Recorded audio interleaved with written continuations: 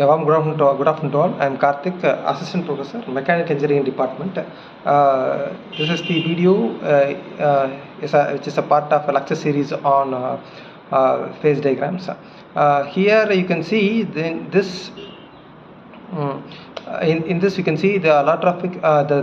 In this video we are going to see about the allotropic transmission of iron. So the main significance or main feature to seeing in having a brief on this allotropic transformation is that this allotropic transformation of this iron helps in the formation of this iron carbon phase diagram.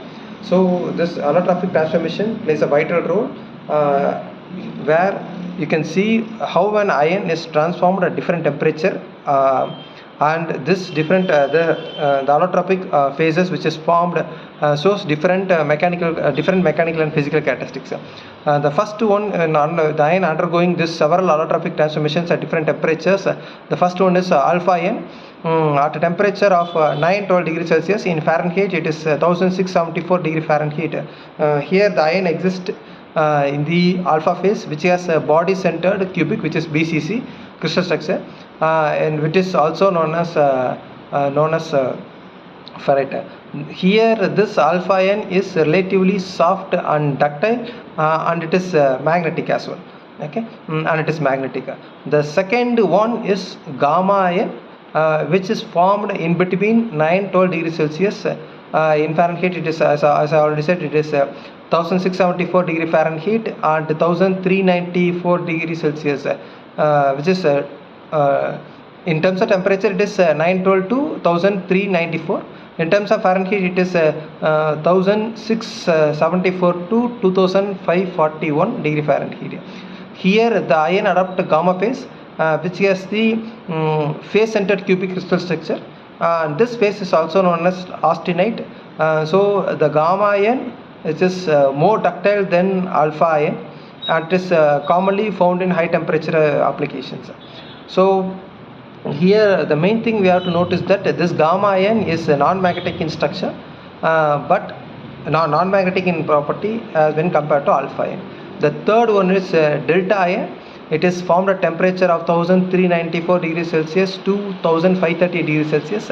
In terms of Fahrenheit it is 2541 degree Fahrenheit to 2008 degree Fahrenheit, which is almost nearer to the melting point of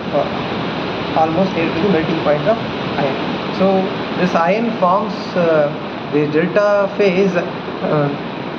The iron forms delta phase, which has the body centered cubic structure, which is similar to alpha iron. The delta iron is less common and is primarily observed in high temperature experimental conditions due to the stability at high temperature. And the last one is that it's liquid iron. So this liquid iron, where we can otherwise say it is purely as a hot metal. So this iron melts around 1530 degrees Celsius, which is around 2800 degrees Fahrenheit, which forms the liquid phase. So the transformations are critical in understanding in behavior of iron and this alloys at different temperatures, and have significantly implications in the field of material science and engineering, particularly in the process of heat treatment and steel making. As I already said, this allotropy of iron, understanding of this allotropy of iron not only helps in the formation of phase diagrams, but it also helps in the heat treatment, in the process like heat treatment, steel making, where in different heat treatment conditions, the different allotropic phases of iron forms. So understanding this temperature range helps us to know at which temperature, at which point the iron changes from gamma iron to alpha iron, or gamma iron to delta iron, and that too the crystal structure from BCC to FCC or FCC to BCC changes.